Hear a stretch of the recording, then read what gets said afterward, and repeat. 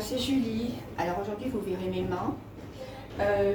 Nous allons faire un gratin de pommes de terre. Donc le vrai gratin de pommes de terre tel qu'on doit le faire. Il ne faut pas 36 000 choses pour faire un gratin. Il vous faudra de l'ail. Il vous faudra de la crème liquide, 30 ou 35%. Il vous faudra du lait entier. Il vous faudra de la noix de muscade. Il vous faudra du sel. Il vous faudra du poivre. Pour les pommes de terre, il y a plusieurs variétés. Il faut que la pomme de terre soit farineuse, parce que sinon votre gratin va être liquide. Donc il faut que vous ayez une pomme de terre qui boive énormément la préparation pour avoir un bon gratin, et pas quand vous allez le servir, avoir tout le lait, toute la crème qui coule. Donc si vous trouvez de la pomme de terre GT, c'est-à-dire c'est une pomme de terre non lavée, la GT non lavée. Elle se trouve difficilement, mais c'est la meilleure.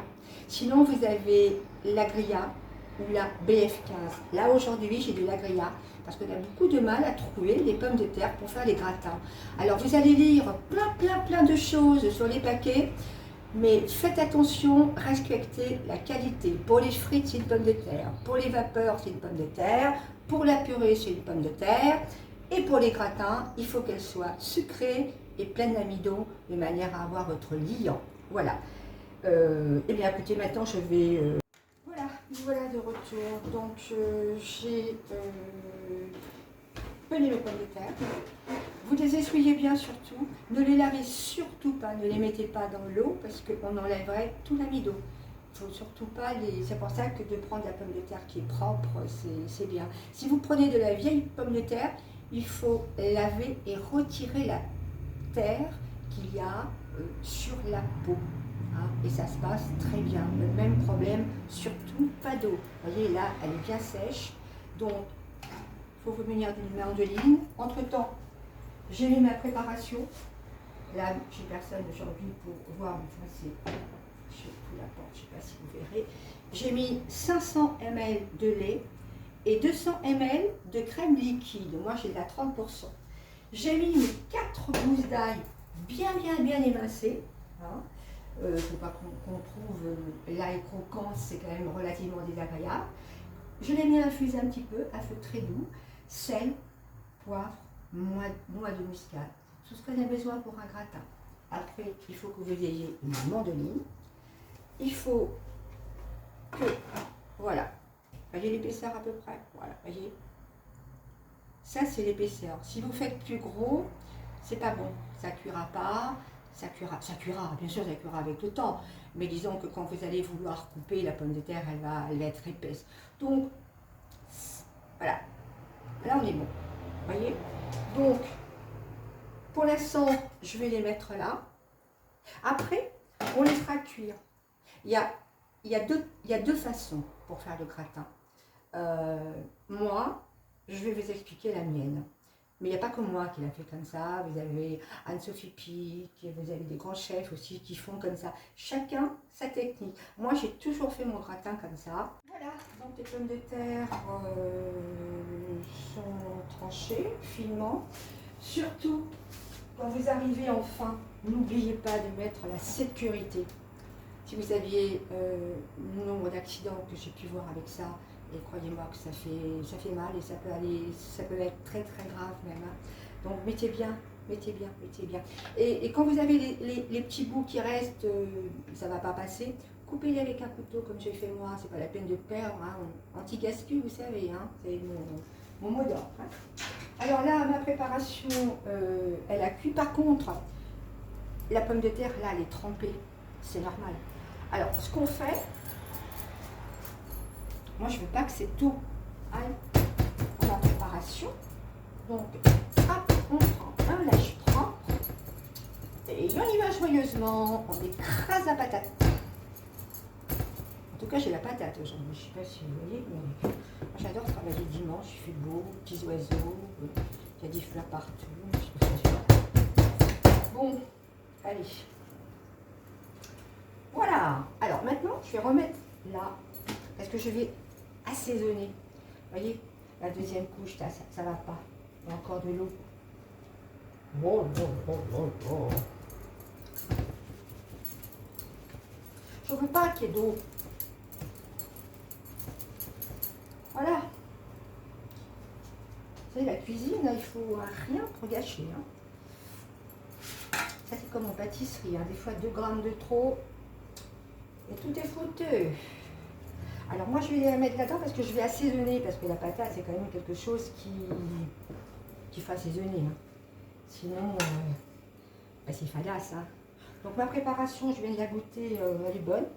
Au niveau assaisonnement, maintenant, je vais assaisonner, c'est ma pomme de terre. Pas la peine que j'assaisonne de trop ma préparation, ça ne sert pas à grand chose. Hein. Il faut que ça pénètre dans la pomme de terre. Ah, c'est du boulot la cuisine, hein. Mais c'est tellement beau. Après, quand vous allez le manger, vous allez penser à moi. Oh, j'espère. Alors, bingo, toi, ça alors. Parce que là, c'est pas la million. Hein. Super. Alors, là, on va soigner, salé, poivre et non, pas la peine. Muscade. Ça, il faut y aller parce que vraiment, c'est très agréable de retrouver dans la pomme de terre la noix de muscade. Voilà. On va touiller. Ah bah, la cuisine, c'est mettre les doigts. Hein. Ah bah ouais. Faut pas avoir une manucure, hein, sinon c'est foutu. Hein. Faire une French, laissez tomber, hein, c'est pas la peine. Hein. Allez. Alors maintenant, une chose importante. Je vais voir si j'ai assez de préparation. Parce que là, moi j'aime bien cette technique, parce que tout l'amidon va se retrouver dans la préparation et ça va lui donner un liant. Et quand on met les pommes de terre couche par couche et qu'on remet par-dessus l'appareil, pour moi le résultat n'est pas le même. Après, chacun, vous ferez comme vous voulez. Vous pourrez essayer les deux par exemple. Cool. Moi j'ai toujours fait comme ça. Bon, c'est vrai qu'au restaurant, ça les gonflait un peu parce que bah, ça fait un peu de travail. Hein. C'est pas grave. On est là pour ça, hein, dans la restauration. Voilà, donc vous regardez, voilà, pour moi c'est bien. Maintenant on va le remettre. Je vais prendre une petite cuillère en bois. Voilà. On va laisser cuire la pomme de terre. Après je vais voir où on en est. Peut-être que je rajouterai un petit peu de lait, je vous le dirai. Je rajouterai un peu de lait. J'ai fait préchauffer mon four à 180. Donc il faudra 1 heure de cuisson. Alors, l'idéal, c'est de le manger le lendemain. Parce que là, il est bien épais, tout a bien pris sa place, les pommes de terre ont bien gonflé, vous n'allez pas retrouver du liquide dans l'assiette qui est désagréable. Vous pouvez même les emporte-piécer si vous voulez faire une jolie déco sur un filet de bœuf, etc. Vous avez des emporte-pièces, vous pouvez même les emporte-piécer, vous les mettez au four, ça vous fait une super décoration d'assiette. On va apprendre des choses. Hein. Ouais, ça c'est des cours. Hein. Bon, pour l'instant, je vous laisse. Je vous ai parlé l'autre jour des betteraves. Voilà. Vous voyez, moi j'en ai pris chez mon maraîcher. Il faut que vous les mettiez. Alors là, j'ai de la blanche et de la orange. Parce que je vais vous faire un plat cette semaine avec de la betterave blanche. De la blanche et de l'orange. De la normale, de la rouge, ça ne m'intéresse absolument pas. Alors vous voyez, quand vous avez, il faut les laver, quand vous avez cette grosseur, il faut bien les laver surtout. Vous retirez la tige, etc. Puisque moi j'ai la tige, hein, puisqu'on l'arrache directement. Et puis vous l'enveloppez dans du papier aluminium. Là je vais les laisser refroidir parce que j'aimerais en manger ce soir. Encore pas de chaud, c'est super bon. Il faut compter 45 minutes à 180 avec un four préchauffé à 200 degrés. Là, vous avez vu le dimanche, comme voilà, donc nos pommes de terre ont cuit à 20 minutes. Alors là, on va beurrer. On On va beurrer notre moule. Là, vous avez un moule, vous pouvez faire 6 pas. C'est pas mal. Vous voyez comme quoi on peut faire des économies. À condition de faire la cuisine. Parce que ça, si vous allez l'acheter, chez le charcutier, d'ailleurs, vous aurez quelque chose qui sera fait avec du bouillon. Vous aurez de la crème et du lait, faut pas rêver. De l'ail, faut pas croire à petit gélé, d'accord. Donc, et ben ouais, il faut faire la cuisine soi-même. Alors là, j'en ai un peu trop, je vais le laisser là.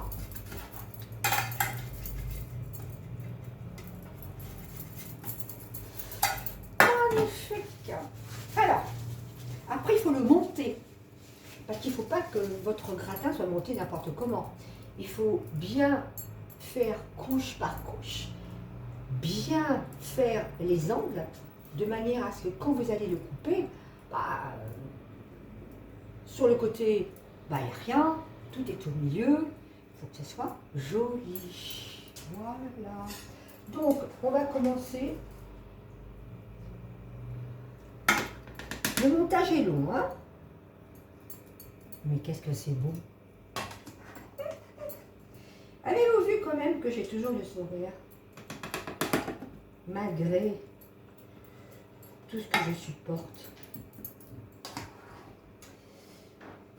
J'ai travaillé aujourd'hui, je voulais vous faire absolument le gratin parce que il y a des semaines, demain c'est journée hôpital, jeudi journée hôpital, c'est on me dit où je meurs ou je reste en vie, bah ouais, faut savoir que cette saloperie, c'est comme ça. Mais j'ai beau mourir. Il vaut mieux, C'est pour ça que je vous dis, il faut bien s'alimenter, s'occuper, être bien entouré. Comme des fois, c'est pas évident, Parce que vous savez, quand vous avez un cancer, quand vous parlez du cancer, souvent je dis, mais ça s'attrape pas, n'ayez pas peur, vous n'allez pas l'attraper, c'est pas contagieux. Vous savez, les gens, oh, vous avez un cancer? Oh oui, on vit bien avec, voilà. Peut-être qu'elle n'a pas de cancer et qu'elle mourra avant.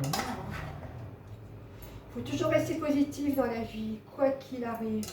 Toujours, toujours, toujours. Même quand on n'a pas le moral, il faut toujours essayer de le trouver, le moral. Et on peut y arriver, croyez-moi. Ça n'a pas toujours été facile. Vous savez, quand j'ai dû me séparer de mon restaurant, la chose que j'aimais tellement, tellement. C'était comme mon enfant. J'avais tout fait dans cet endroit. J'avais fait de A à Z. Et ouais, c'est la vie. Mais bon, écoutez, je vous ai retrouvé, c'est principal.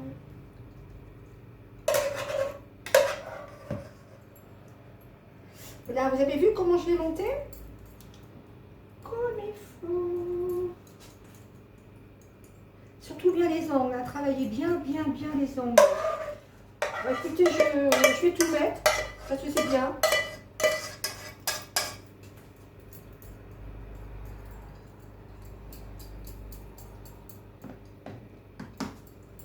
Je vais tout mettre parce que c'est bien. Alors, on ne va pas laisser autant de temps parce que là, la pomme de terre, elle est cuite, on va dire, à moitié. Et vous allez voir comme c'est agréable après. Alors, j'ai remis 200 ml de liquide parce que la pomme de terre, coquine, elle avait soif. Alors qu'il fait chaud, c'est normal. 200 ml. Donc, on est à 900. D'accord? J'ai rajouté donc 100 ml de lait, 100 ml de crème liquide. Et j'ai remis une petite chaînette de sel et de poivre, bien sûr, et de noix de muscade, pour qu'on soit bien dans l'assaisonnement. Allez, ici, j'ai pas de congeur. Bah ouais, c'est ça. Quand on a un restaurant, on a un congeur. Voilà, moi je mets toujours du papier. Alors, ce qui est bien, c'est d'avoir des plats qui sont troués comme ça, vous voyez. Parce que comme c'est à chaleur tournante, que la chaleur tourne, Votre gratin, ça c'est comme quand vous faites des tartes, des gâteaux, etc. Ben, il va cuire en même temps partout. Le bas va cuire, les côtés, le haut. Que quand vous n'avez pas de plaque comme ça, la chaleur elle est stoppée là. Donc forcément ça va moins cuire. Moi j'ai mes moules à tarte, mes moules à gâteau, tout est comme ça, tout cuit uniformément. Bien maintenant je vais enfourner et puis je vous montrerai terminé. Je pense que je vais mettre 20 minutes. A tout à l'heure les filles. Voilà, là je vous montre le gratin, il n'est pas encore cuit. Mais là on voit la fécule de pommes de terre, l'amidon. La pomme de terre a été enrobée. La préparation, elle est pleine d'amidon, pleine de fécule. Donc vous allez avoir un gratin qui va vachement bien se tenir lorsqu'il va être froid. Et voilà, pour avoir essayé les deux techniques, il faut vraiment garder la technique où vous cuisez la pomme de terre d'abord une vingtaine de minutes.